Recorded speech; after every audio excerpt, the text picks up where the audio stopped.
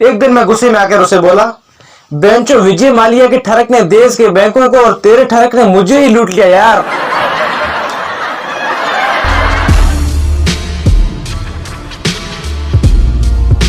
तो सबसे पहले आप मुझे ये बताइए कि आपने लाइफ में क्या ही कुछ उखाड़ा है।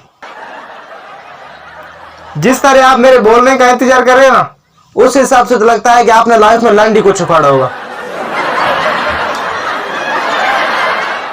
इसका मेन कारण आपका वो नल्ला यार ही होगा, क्योंकि हर किसी के लाइफ में लोड़े लगाने में सबसे महत्वपूर्ण भूमिका उसके यार की होती है।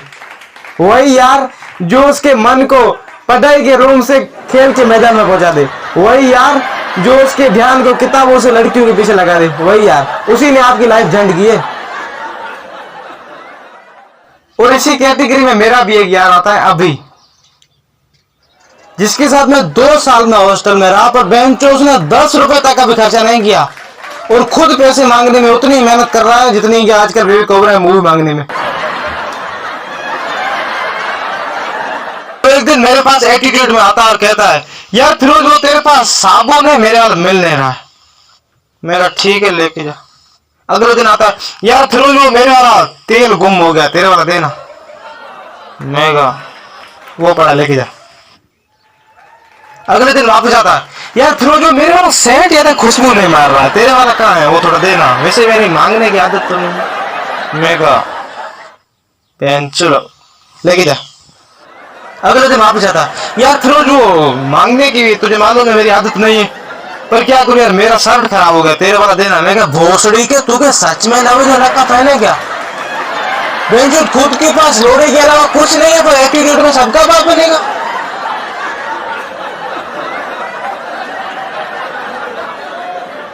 उसी दिन से बेचारा ने मांगना बंद कर दिया, पर बस एक ही दिन, क्योंकि अगले दिन वो मेरे पास आया और मैं उदास बैठा था, क्योंकि मेरा ना ब्रेकअप हो गया था।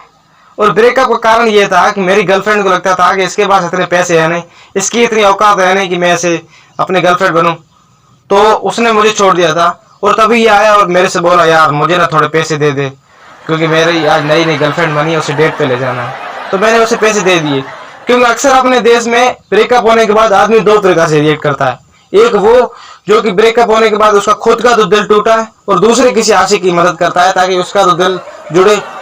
और दूसरे वो जिसके ब्रेकअप होने के बाद अपनी बंदी को तो चौंधने के चांस गए, इसलिए अपने दारू पी पी के अपने शरीर की मां को चौथा है। पर मैं पहली कैटेगरी वाला था, तो वो मेरे से पैसे मांगता जाता और मैं उसे देता जाता। पर बहन जो हाल ये हो गए कि मजे करता वो और पैसे जाते मेरे। एक दिन मैं गुस्से में आकर उसे बोला, बेंचो विजय माल्या के ठरक ने देश के बैंकों को और तेरे ठरक ने मुझे ही लूट लिया यार। तो अगले दिन मेरी उस जीएफ का फोन आता है जिसके साथ मेरा ब्रेकअप हो गया था, और वो कहती है कि तेरी इतनी औकात थी नहीं कि तू मुझे अपनी गर्लफ्रेंड बना सके, लेकिन अब जो मेरा नया बॉयफ्रेंड है ना, वो इतना अमीर है कि तू उसके सामने कुछ भी नहीं। मैं कह जरा फोटो भेजता हूँ उसका, जरा मैं भी देखूं किस अंबानी को पकड़ लिया है तूने।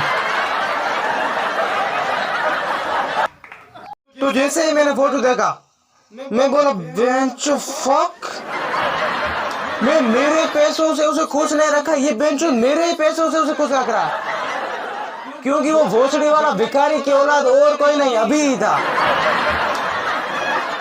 बेंचो मेरे ही पैसों से मेरी ही बंदी को।